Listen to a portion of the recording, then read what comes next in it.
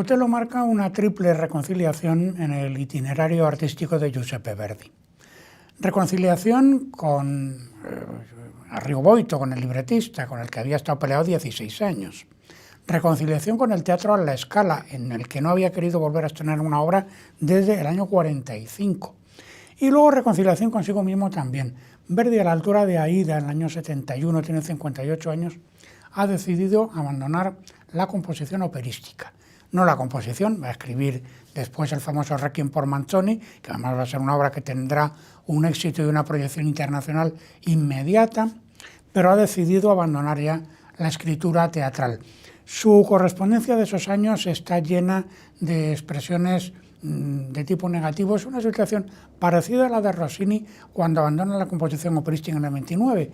Los gustos están cambiando, teme, por así decir, perder el tren y no se encuentra contento ni con la situación política ni con la situación artística tampoco. Es como si Verdi viera que los viejos ideales, la realidad los va traicionando, los va carcomiendo, y entonces su correspondencia está llena de opiniones negativas acerca de todas estas cuestiones. Y luego, por otra parte, su experiencia con Shakespeare no ha sido feliz, porque Macbeth, que es una obra en la que hay episodios absolutamente geniales, visionarios, pero es una obra muy irregular y que no ha tenido tampoco el éxito que quería, y después ha intentado un Rey Lear, que lo ha empezado en el año 40, ha empezado a trabajar primero con Salvatore Camarano y luego con Antonio Somma, y que al final es un proyecto que no llega a nada, que nunca llega a nada. Se siente frustrado con el tema de Shakespeare. Y luego, bueno, en el caso concreto del Teatro alla Scala se había peleado con Bartolomeo Merelli a la altura de Giovanna d'Arco, porque decía que no tenía lo que se hacía en aquel teatro, carecía de calidad no solo musical, sino también teatral, que esto es un tema que a Verdi le importaba muchísimo, y entonces había prometido no volver a estrenar nunca más nada en la Scala. Por supuesto, sus obras se hacían allí, pero sin su presencia y sin que él hubiera vuelto a escribir nada para semejante teatro. Y en cuanto a Boito, pues Boito fue una figura muy destacada de un movimiento artístico, el más importante de la segunda mitad del XIX en Italia, que se llamó la Scapigliatura, que la palabra Scapigliatura viene de scapigliato, que quiere decir desgreñado, y era un término que se puso en circulación como equivalente del término que había introducido Henri Murger cuando escribe Las escenas de la vida bohemia. Pues la idea de la bohemia, en ese sentido, con ese significado, pues es lo que en Italia se convirtió en la Scapigliatura.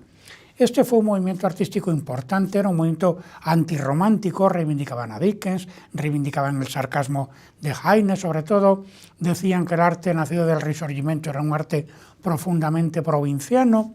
Y en el caso de los músicos, que estaba ahí, pues estaba Emilio Praga, estaba Carlo Righetti, pero como músicos estaba Franco Faccio y estaba Arrigo Boito, que era compositor también, por supuesto.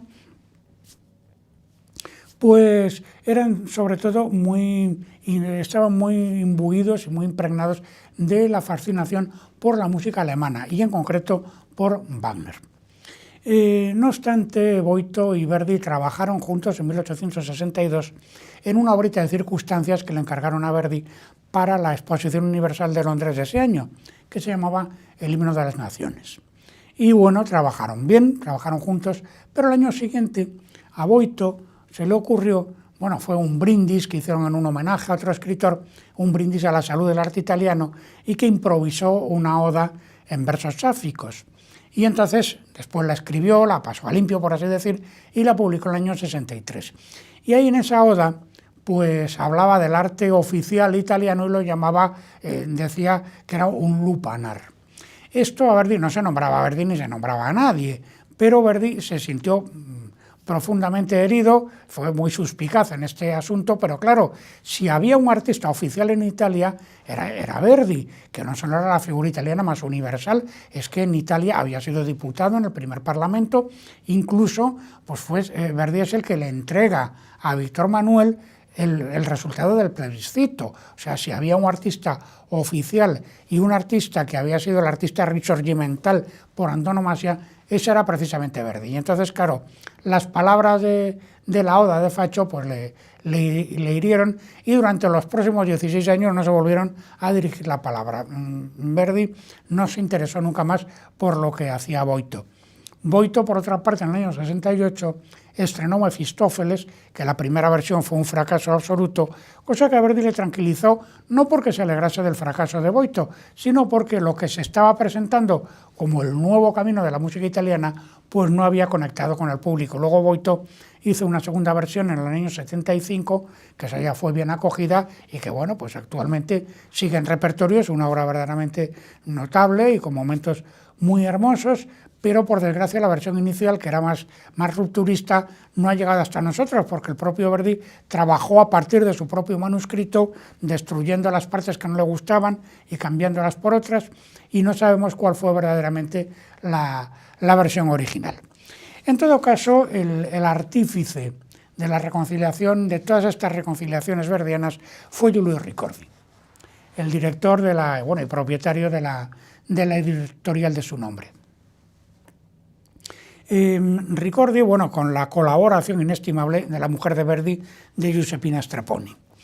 Ricordi, en un momento dado, concretamente en el año 78, le hace llegar, se encuentra con Verdi, las muchas veces que se veían, se pone a hablar bien de Boito y a decirle que Boito era un gran libretista y le hace llegar el libreto de un Hamlet que ha hecho para Franco Faccio, que había sido un fracaso, pero que el libreto, en la opinión de Giulio Ricordi, era muy bueno.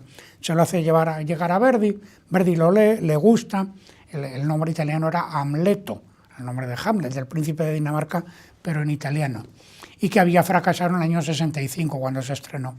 Entonces, al año siguiente, concretamente en el año 79, en el mes de julio, y con la inestimable colaboración, ya digo, de Giuseppina Strepponi, montan una comida en el Gran Hotel de Milán, que era donde los Verdi se alojaban cuando iban a esta ciudad. Y entonces, en esta comida se presenta Ricordi con Franco Faccio. Y entonces, claro, a los postres pues siguen hablando de Verdi, siguen hablando de Shakespeare, en este caso concreto de Hamlet, del libreto que Boito ha hecho, vuelve a hablar bien de Boito. Bueno, así quedan las cosas. Y entonces, al día siguiente, se presentan a saludar a Verdi a ese mismo hotel Franco Faccio con Boito, que hacía 16 años que no se veían. Boito le manifiesta a Verdi su admiración, su cariño, su reconocimiento. No hay que pensar en absoluto que Boito fuera un hipócrita en esta ocasión. Habían pasado 16 años, tenía 37 años ya Boito, y ya se sabe lo que se dice habitualmente, que en arte se comienza de incendiario y se concluye de bombero. Y claro, pues en esta ocasión Boito ya estaba empezando esta última fase, o sea que hablaba con toda sinceridad. Total, que unos días más tarde, concretamente en octubre de ese mismo año, del 79, Boito le hace llegar a Verdi el proyecto del libreto de Otello, que ya lo tenía escrito de antes en prosa, ¿no? Pero perfectamente detallado y acabado. Verdi le dice que por qué no lo pasa a verso, y efectivamente construye los versos Boito con una escritura bastante libre, versificada, y le hace llegar el libreto concretamente el 18 de noviembre de ese mismo año, del 79. Pero Verdi no se quiere comprometer. Habla del tema utilizando a Ricordi como persona interpuesta, porque no quiere ni que el tema llegue a la prensa, ni que Boito piense en darle esperanzas a Boito. Así se queda el tema. Y bueno, entonces Giulio Ricordi intenta volver sobre la cuestión, deja el tema de Otello dormir y vuelve sobre la cuestión con otro empeño diferente.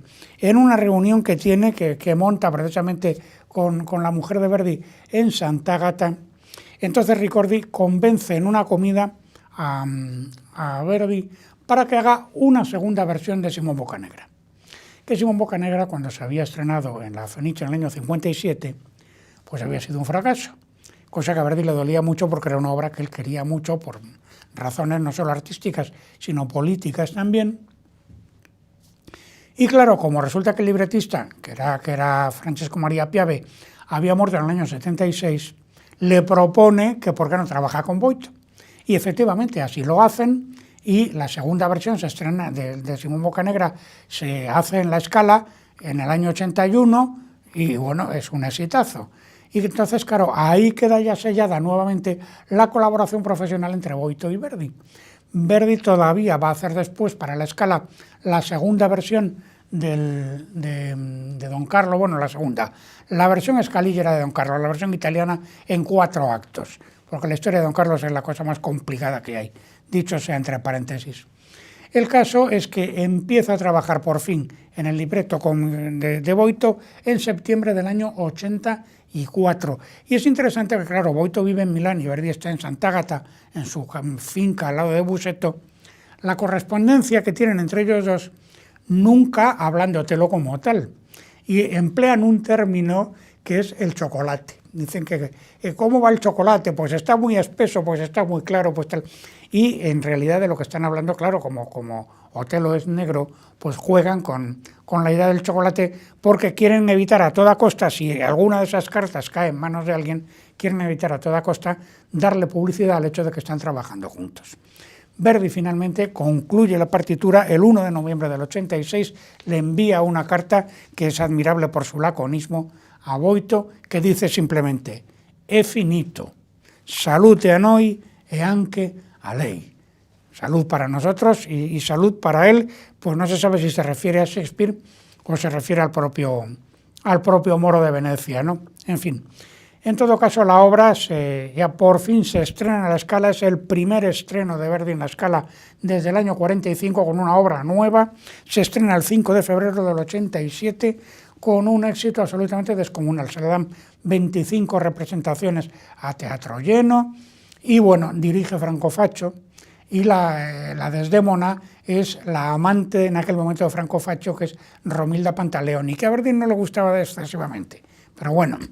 Y luego el personaje de Otelo es Francesco Tamaño y el personaje de Iago es Víctor Maurel.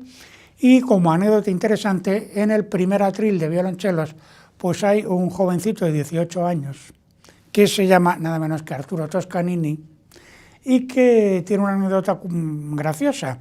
Y es que en el arranque del dúo de amor del primer acto, que tiene que haber 4 violonchelos solos nada más introduciendo la música, tienen que tocar muy piano, Verdi le dice a Toscanini que toque más fuerte. Y entonces Toscanini le dice, maestro, es que aquí pone pianísimo con 2 P's, y Verdi se enfada con él. Si le digo que toque más fuerte, es que toque más fuerte. Toscanini el resto de su vida se la pasó alardeando de que a él le había regañado Verdi. Entonces es una anécdota hermosa, porque luego además Toscanini protagonizará otra cuestión importante en el estreno de Otelo, y es la siguiente. Otelo fue un exitazo, ya digo, en reventa los palcos, entonces los palcos tenían capacidad para 6 personas, pero se dejaba entrar a 8, incluso a lo mejor hasta 10.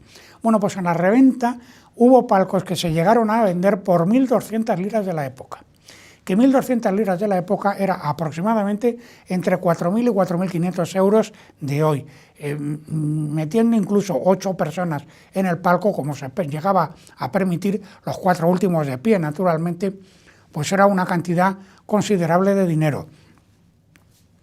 Y la otra anécdota de Toscanini es que ahora que tanto se habla de hacer las cosas como se hacían en su época, pues bueno, el estreno de Otelo, como era lo normal en la época, iba seguido de un ballet, que este ballet se llamaba Rolla y había estado compuesta la música por un compositor, Cipriano Pontoglio, era un ballet del año 75, se había estrenado en Nápoles y se hizo una versión reducida para concluir el espectáculo de Otelo. Esto hoy nos parece un disparate, bueno, pues así se hacían entonces las cosas. Esto a Toscanini y a otros cuantos músicos de la orquesta les parecía muy mal, que después de una obra del calibre de Otelo se hiciera un ballet en la misma sesión, y entonces se le acaudilló un grupo de músicos que trataron de sabotear los ensayos, tocando mal, desafinando, metiendo moros, como se dice popularmente en el argot musical, es decir, dando notas falsas. El resultado es que les multaron a todos, y sobre todo a Toscanini, que era el que había acaudillado la rebelión. Naturalmente se hizo el ballet, pero esta es otra cuestión de la que Toscanini también se sintió, y además con toda razón, orgullosísimo a lo largo de toda su vida. Fue tal el éxito que la obra inmediatamente se quiso, tras las 25 representaciones de Milán, se quiso continuar, y entonces se hizo en Roma, se hizo en un teatro de Roma, en el Teatro Costanzi, Y entonces se montó un tren especial que se llamaba el Treno Otello, donde iba no solo toda la compañía, los cantantes, bueno, salvo Romilda Pantaleoni, que se había peleado con Faccio y entonces la sustituyó a Dalgisa Galli, pero los demás eran todos los mismos. Iba el coro, iba la orquesta, iban los decorados, el vestuario, el atrezo. Hubo que fletar, ya digo, un tren especial para llevar toda la producción de Otello de Milán a Roma. Fue un éxito y bueno, la obra inmediatamente empezó a llegar a todos los teatros, por supuesto, italianos y europeos, y americanos, ¿no? Y como punto final, como anécdota final de todo del estreno, es interesante que el alcalde de Milán, que se llamaba Gaetano Negri, pues se reunió con Verdi o habían llegado a un acuerdo en el Consejo Municipal para nombrar a Verdi ciudadano honorario de Milán. Y en ese momento y en esa ceremonia, a Gaetano Negri no se le ocurrió cosa mejor que decirle a Verdi: maestro, usted que ha hecho tantas obras trágicas, ¿por qué no escribe ahora una ópera bufa? Es una idea absolutamente genial, porque claro, de ahí y de otras cosas, pero de ahí evidentemente surge pues la más original de las óperas italianas de todo el XIX, que es Falstaff, que es ópera bufa, naturalmente. Otello, desde luego, por su parte, es la obra más original de todo el repertorio italiano del XIX. Vocalmente, porque no hay números cerrados, es todo una continuidad, la unidad enunciativa es la escena, no hay recurrencias temáticas no hay áreas como tales, está todo escrito absolutamente en términos de durchkomponiert. La vocalidad se mueve pues constantemente entre el recitativo dramático, el arioso, nunca llega a ser aria propiamente dicha, solamente hay ciertas recurrencias temáticas en la maravillosa escena de Desdémona del comienzo del acto cuarto, pero vamos, es una obra que va en una dirección absolutamente distinta a todo lo que se hacía en Italia de la época. Luego, bueno, la orquesta es la más grande que ha movilizado Verdi en toda su vida en esta época. Las maderas a 4, bueno, los oboes y los clarinetes a 3, pero las flautas y los clarinetes a 4, doblando 2 cornetas a las trompetas, es decir, igual que se hacía en Francia. La influencia de la orquesta es sobre todo francesa. Y bueno, introduce Verdi aquí 3 trombones y trombón bajo, que era una novedad también en la música operística italiana de la época y, por supuesto, en la propia ejecutoria de Verdi. Y además hay un órgano, y este órgano, junto con el timbal, los 256 primeros compases, es decir, toda la primera escena de la obra, está soportada por una pedal que hay abajo, que es una especie de clúster do sostenido y re. O sea, es una disonancia violentísima en piano, pero simplemente con el propósito, es un efecto acústico de emborronar armónicamente la música que se está oyendo por encima, porque claro, es una escena de tempestad. La cosa tiene su importancia porque el Teatro de la Scala fue el primer teatro en que se introdujo la luz eléctrica en los teatros europeos. Eso ya se había hecho previamente en Francia, en la ópera, pero para el servicio de escena y para usarlo, pues bueno, como el arco voltaico para momentos muy brillantes, por ejemplo en El Profeta de Meyerbeer y en otras obras así, pero iluminar todo el teatro con luz eléctrica, pues el primero en que se hizo fue la Scala, y bueno, precisamente, claro, por eso Otello empieza con una escena de tempestad para que haya rayos y centellas y truenos, por supuesto, que ese trueno pues es lo que se está oyendo por debajo. El arranque de la obra, la organización armónica de Otello, es lo más original que se haya escrito en la música italiana del momento. Empieza con un acorde de undécima de dominante, de fa mayor, pero que no resuelve, con lo cual no sabemos en qué tonalidad estamos. Verdi, además, con mucha habilidad, ha quitado el tercer grado de ese acorde, que es precisamente la sensible de fa, con lo cual es imposible orientarse armónicamente. Y además, a partir del compás 10, la tonalidad queda completamente en suspenso. Tan pronto estamos en una área tonal como estamos en otra, pero dentro del mismo compás. Claro, naturalmente, de lo que se trata es de representar pues esa zozobra y ese sentido del caos que tienen que gobernar la primera escena.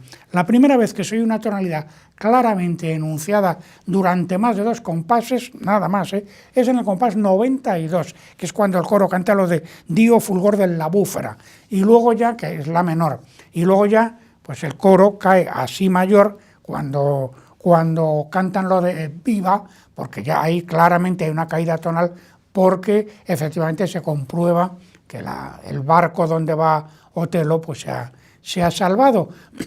Y entonces ese mi mayor, la entrada de Otelo es en mi mayor, pero Otelo no canta en mi mayor, canta en el relativo, en do sostenido, pero mayorizado, canta en do sostenido mayor.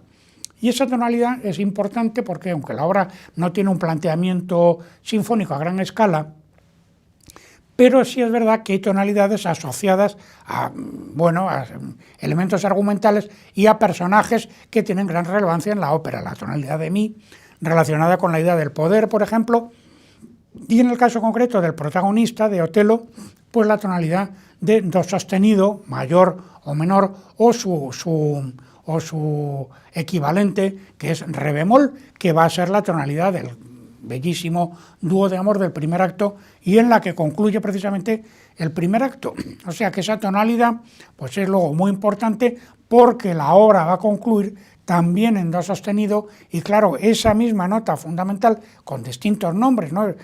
La enarmónica o do sostenido o la enarmónica re bemol, pero da igual, es la misma nota, es la nota que está representando la exaltación y el triunfo de Otelo y al final, pues eso es su crimen y su propia muerte, naturalmente. O sea que es una ascripción tonal que tiene mucha importancia argumentalmente. A mayor abundamiento, y para que la cosa quede más clara, el final del acto tercero, justamente cuando Otelo se desvanece y se desmaya, pues porque no puede soportar la tensión emocional por los celos y por la maldad con la que Iago le está emponzoñando en el alma, se desmayan en do mayor, es decir, medio tono por debajo de su propio tono, su propia tonalidad, pero es que esa tonalidad do mayor va a ser justamente la tonalidad en la que cuando al final, en el desdichado momento en que Otelo estrangule a Desdémona, hay una sucesión, un encadenamiento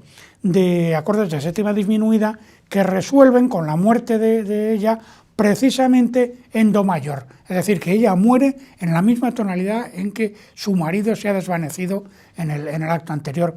Y claro, es una manera de poner en relación, de explicar la profunda afinidad, la absoluta sinceridad y la inocencia, por supuesto, del personaje de Desdémona, que tiene una escena bellísima, memorable, al comienzo del último acto, y que es, digamos, como una doble despedida. Ella no lo sabe del todo, pero es como una doble despedida. La despedida de Emilia, por una parte, y la despedida de la vida, cuando canta la canción del sauce, que está en fa sostenido menor, que claro, es la subdominante de la tonalidad de su marido, de do sostenido, pero luego, cuando ya se queda sola, se ha despedido de la sirviente, pero luego se queda ella sola, entonces el Ave María, que es como su despedida del mundo, y ella no lo sabe, está en la bemol.